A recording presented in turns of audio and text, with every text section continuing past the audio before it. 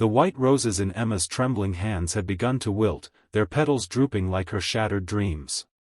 She stood frozen at the altar, her champagne-colored wedding dress suddenly feeling like a costume of humiliation rather than hope. 300 guests sat in uncomfortable silence, their pitying stares burning through her back. The pianist had stopped playing 20 minutes ago. Her groom, or rather, the man who was supposed to be her groom, had sent a text message. A text message.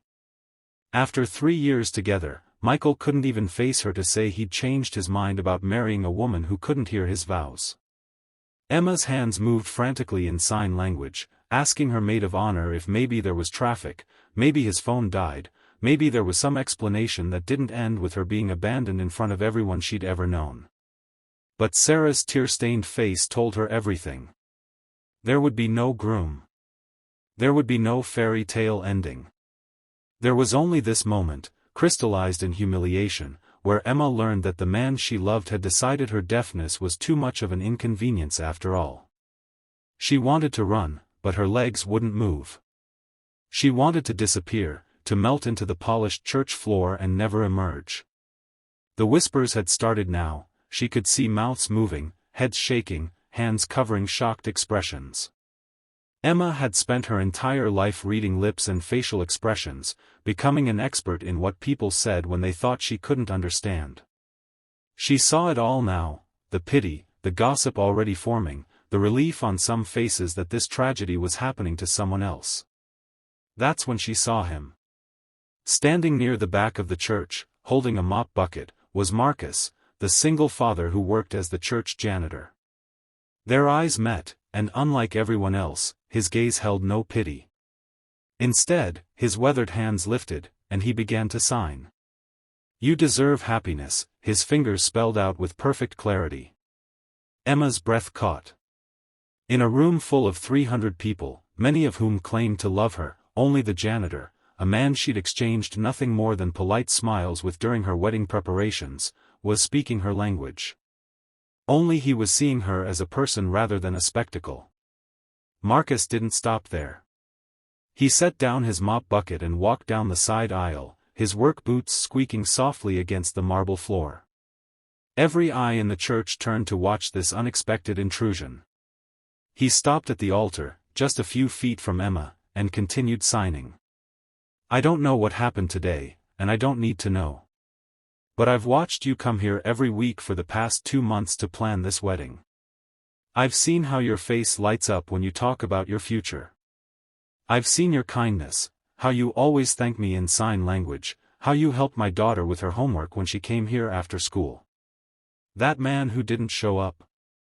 He's the one who lost something precious today. Not you." Tears streamed down Emma's face, but for the first time since she'd realized she'd been left at the altar, they weren't tears of humiliation. Someone saw her. Really saw her. Marcus turned to face the congregation, and though he didn't sign these words, Emma could read his lips perfectly as he spoke. "I know most of you are here out of love for Emma. She's probably too shocked right now to say this, but I'm going to say it for her. This day didn't turn out how any of us expected. But Emma is still the same incredible person who walked in here today ready to commit her life to someone. She still deserves to be celebrated. So instead of leaving with your pity, leave with your love. Let her know she matters." Then Marcus did something that would change both their lives forever. He turned back to Emma and signed, "I have an idea. It's crazy, and you can absolutely say no. But my daughter Lily is waiting outside with her grandmother. We were going to surprise you with flowers after the ceremony. Lily made you a bouquet from our garden. We have no wedding to attend now, but we do have flowers, and a sunny afternoon, and a little girl who's been talking about the beautiful bride for weeks. If you want to get out of here, away from all these eyes, we'd be honored to spend the day with you. Let them have their gossip. You deserve one person who shows up for you today." Emma looked at this man, this virtual stranger who'd shown her more respect in 5 minutes than her fiancé had shown in their entire relationship. Marcus was perhaps 50 years old, with silver threading through his dark hair and deep smile lines around his eyes. His janitor's uniform was clean but worn, and there was a small stain on his sleeve that looked like grape juice, probably from his daughter. He was ordinary in every way except the one that mattered most: he had shown up. Through tears and trembling hands, Emma signed back, "Yes." The church erupted in confused murmurs as Marcus offered his arm to Emma. She took it, leaving her wilted bouquet on the altar beside the unity candle that would never be lit. Together, they walked down the aisle, not as bride and groom, but as two human beings choosing kindness in the face of cruelty. Outside, 8-year-old Lily waited with her grandmother, wearing a yellow dress and holding a mason jar filled with wildflowers, daisies and black-eyed Susans and purple coneflowers that looked nothing like the expensive roses inside. When she saw Emma, her face lit up. "Miss Emma," she said, and then her hands moved in the careful sign language her father had been teaching her. "You look like a princess." Emma knelt down, not caring about her expensive dress, and accepted the jar of wildflowers. They were imperfect and mismatched and absolutely beautiful. She signed back, "Thank you. These are the prettiest flowers I've ever seen." "Dad said you might be sad today," Lily continued, her small hands forming each word with concentration. "But you don't have to be sad with us. We can have fun instead." And somehow, impossibly, they did. Marcus drove them to a small park by the lake in his old pickup truck, Emma's wedding dress billowing out the door. His mother had packed a picnic basket intended for a post-wedding celebration, so they spread out a blanket and ate sandwiches and potato salad while Lily taught Emma the sign language for different birds they spotted. As the afternoon sun painted the sky orange and pink, Emma sat beside Marcus on the blanket while Lily chased butterflies nearby. He'd taken off his work shirt to reveal a plain t-shirt underneath, and he looked relaxed in a way she'd never seen during their brief interactions at the church. "Thank you," Emma signed, then spoke aloud, her voice carrying the slight difference that came with never hearing her own words. "You saved me today." Marcus shook his head and signed back, "You saved yourself. I just held the door open. What that man did, leaving you like that, it says everything about him and nothing about you." "How did you learn sign language?" Emma asked. His expression grew soft and sad. "My wife, Lily's mother, she lost her hearing after an illness when Lily was 2.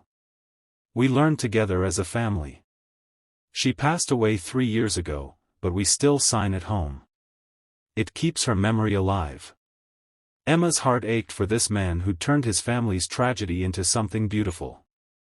"I'm sorry for your loss." "I'm sorry for yours too," Marcus signed. "But Emma, can I tell you something? My wife used to say that the most important thing about a person isn't what they can or can't do, it's whether they show up with their whole heart. Today, that man proved he couldn't show up for you. But I've watched you show up with your whole heart every single day. You've got so much love to give. Someone worthy of it will come along." "Maybe they already have," Emma signed before she could stop herself. The words hung between them as Lily ran back, breathless and happy, signing about a monarch butterfly she'd almost touched. But Marcus's eyes met Emma's, and in them, she saw not pity or charity, but possibility. 6 months later, Emma walked down a different aisle in a simple cream dress, carrying wildflowers in a mason jar. This time, the man at the altar was signing, "You look beautiful," with hands that had cleaned floors and raised a daughter and opened a door when she needed it most. This time, she married someone who'd chosen her not despite who she was, but because of it. And when the minister asked if anyone objected, the small church full of people who'd shown up, really shown up, remained beautifully, perfectly silent.